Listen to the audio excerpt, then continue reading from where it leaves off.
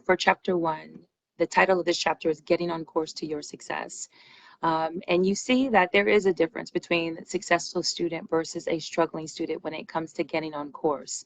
That successful student is going to accept personal responsibility, meaning you are responsible for your choices, being attentive, being in class, making sure you're enrolling in the right courses, you're motivated, you show up with passion, and the willingness to learn. You're managing your time wisely, you're showing up on time, you're making sure you're where you're supposed to be. If you're working and going to school, you have that balance and you can handle those two situations. And you're focusing or employing that interdependence.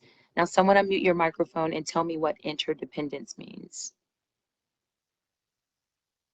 Maybe that you're doing it on your own.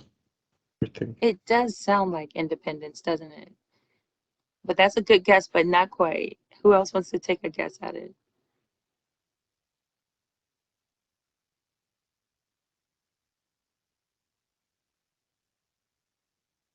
All right, so I will share with you that interdependence is when you have a very balanced system of give and take working with others. The example that I like to use is imagine going into a fast food restaurant and placing an order. As soon as you place that order, interdependence happens. Someone takes your order, someone reads the screen and cooks it, another person puts it together, someone puts it in a bag or a packaging for you, and it's delivered to the cashier and you check out. So that system behind the scenes where people are working together to complete a common task would be considered interdependence. So as you're going into your careers, you're going to see that you're going to have to learn to work with different people with different motivations, different values, different cares about the job that you're in. Some people might not care about the job. You might love the job, but you still have to learn to integrate and work well with others. So that interdependence is that piece that we'll be looking at. Now, that's easier for me to do in a classroom setting. I have my students doing a lot of group work, working with each other randomly. And here, the only option I have are breakout groups or group assignments. So it's a little harder to work the interdependence in the virtual setting. But yes, hopefully you've familiarized yourself with the Wake Tech campus. If you have gone on campus, you know where your classrooms are virtually and in person. You're familiar with your instructors. You've gone through all of your syllabi, and that shows that you are getting very serious about your college start. Um, Hopefully everyone has gotten their books or reached out to the bookstore to get their books, because remember that free trial is going to end at the end of August. And once it ends, you won't be able to just log on to MindTap. So make sure that you get your book or your code, your access code. But yes, you've gotten your schedule together. You know you have your technology. We're all online for this class. So you have your computer together and you have your finances together to pay for your semester. So that's that organized piece. And then you see the familiar part. You're setting goals. I want to get an A in my classes. I want to make sure I have great attendance. I'm participating. And so that's that getting familiar piece as far as moving forward. Another thing you're going to notice about colleges is there are cultures in colleges. Some are surface, things that you can see or experience immediately. What are the fashion trends, the languages? What's the theme of the college? For me, I went to a sports school. I chose to go to the University of Alabama, Roll Tide, because I loved football and I wanted to go into a college where the atmosphere was awesome and high impact, and it was. Oh my goodness, football season was always upbeat, fast paced, and I love the energy of it. But you might have students who pick a religious college or an all girls college or an arts school. But there's all kinds of different college cultures that you will experience. Another thing you need to concern yourself with is the deep culture, those things you don't quite see, but that impact your learning experience, like the norms or the beliefs of the school, attitudes of the staff of your college, or the opinions of others around you. Um, for me, when I was in school, my classes had sometimes 300 students in it. So I had no chance at talking to my professor. If I had an issue, I would have to talk to the TAs. So if you're someone who likes a tangible instructor, with smaller class sizes, then you would look for that in your college because that might be very important to you. If you're in art or if you're an artist or something like that and you want to talk to your professor and get their feedback. So yes, deep culture is definitely an important thing to consider as well. These are just some attributes of that surface culture that I mentioned, that schools have that you will see. And then this is a list of college customs that you should be familiar with. What's in that college catalog? What are the required degree requirements? How many courses do you need to graduate or hours? Um, you should know when your instructor's office hours are so you can know when to ask for help. Who knows how to calculate your GPA? How many of you know how to do that here? Yes, no?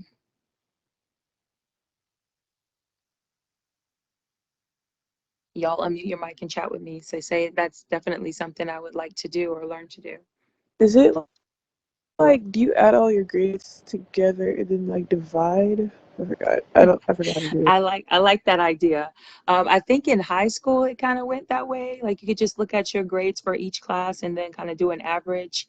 But in college, it's similar, and we're actually going to do GPA calculations next week. And the reason I want to show you is because there's a way to um, plan your classes so that the classes with the most credits, you make sure you get the highest score in, it'll boost your GPA higher. So I want to show you what that looks like, and we'll practice that next week so that you can strategically plan your classes and your labs and things like that. So yes, make sure before you withdraw from a class, you see withdrawing here, please talk to your instructor first because there might be some resources or help that we can give you or get to you so that you can possibly improve in the class. It could be tutoring with the ILC, or it could be some extra work or turning in some past assignments missed, or just anything that might be helpful to keep you in your course and to do your best. Talk to your instructor first. So these are just some important customs to know. Now, this week and today, I will be introducing your first journal to you. So when you're writing your journals, one thing I want you to note is please do not create like a one sentence response and turn it in because you are going to lose a ton of points for doing that. The journals are here for you to dive deep, be creative, always be honest, but just really explore topics as you're writing. So one basis that I like to share with students is maybe write a sentence about where you are now, what you learned from the topic, and where you would like to be, and that'll capture, the now and the future and help you expand. But each of the journals do have prompts to help you decide what to write about. So it's not going to just be a one question and then that's it, and you just have to come up with answers. So y'all unmute your mics and tell me what's the difference between some of the differences that you've seen between high school and college so far. Schedules. Oh yeah, you can decide what classes to take. You don't have to be in class all day. You can decide what days. What else?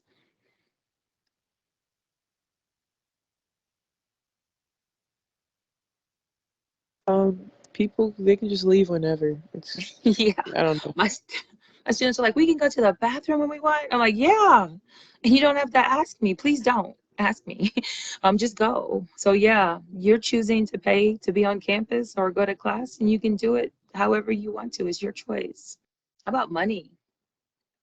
Did y'all pay to go to high school? No, definitely not. So yeah, you're investing in your future. So this is part of your portfolio, college, because you're making a financial investment to improve your financials. So yes, this is a great opportunity, but high school was not something you paid for unless you were in a sport or something. How about the diversity of classmates? If you notice, like not everyone is 18 or not everyone's 17 at the same time.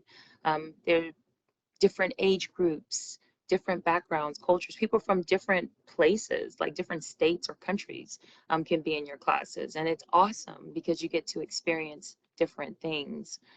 So give me one more difference between high school and college. You get to pick what classes you want to take. Yeah, you get to choose your major and what you want to study. And that's the amazing part. You can just come in and say, you know what? I do want to go into culinary arts or be in computer programming or be a nurse or business manager. You get to pick. And that's something to help keep you motivated in this journey. So these are just some quick expectations. College wants you to be responsible, motivated, attend your classes, um, demonstrate a passion, manage your emotions. And my favorite on this page is having that self-confidence to believe in yourself and know that what you're choosing to do is exactly what you should be doing because you chose to do it. So I want you to be confident about it. So you have this scenario. It says two students enter a class in college, and both of them have similar A intelligence, D. backgrounds, talents, interests, and abilities. But at the end of the semester, one soars and passes their classes, and the other one sinks and fails. How can this be possible when they're so similar? Productivity. Yeah, their performance, what they decided they were going to do that semester.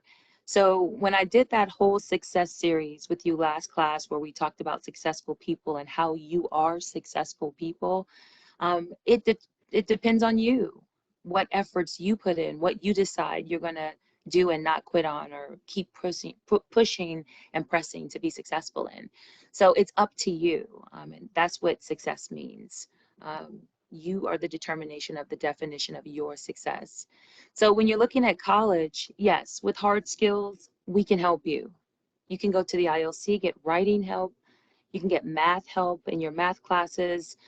You can learn some reading skills. Someone can help you with your study skills. And you can really learn some strategies and techniques to enhance your hard skills. But when it comes to soft skills, those are things that only you can control because they come from within. How persistent are you? How confident are you in what you're doing? How motivated are you? And how well do you manage yourself? That's only something you can control. And that's what these assessments are going to test for today. When we take the assessments, you're going to find out a range of how well you're doing in those areas. There are no right or wrong answers. Your answers that you give are just your current situation or where you are currently as a self-portrait. And the 8 areas that we're going to be looking at in the soft skills assessment are here. How responsible are you? How motivated? How well do you manage yourself? How interdependent are you working with others? How self-aware are you? Do you enjoy lifelong learning? And do you have an emotional intelligence? And do you believe in yourself? And these, you're going to get answers or a calculation on how well you're doing currently in these areas. At the very end of the semester, during the last week, we're going to take the same assessment again. And 9 times out of 10, my student scores go up. For the entire class, my scores always go up. So where everyone is now, I do an average on the entire class, and then at the end of the semester, I do it again, and I'm so impressed on how much students improve. So with these 8 areas that we're looking at, they do help you determine the choices you make. If you're highly motivated, then you're going to make motivated choices like going to college, finding a great job, going into a career choice. If you have a low score and believing in yourself, you might not take many risks. You might be nervous about taking chances on things because you don't trust that it's going to work out. So having that insight is going to help you understand why you might do what you do or why you might think the way you think about things. So it's good for you to know as well. This final slide says, I don't need to do this success stuff, just give me what I need to know to get a good job. Some students might say, I already know how to be successful. This is wasting my time.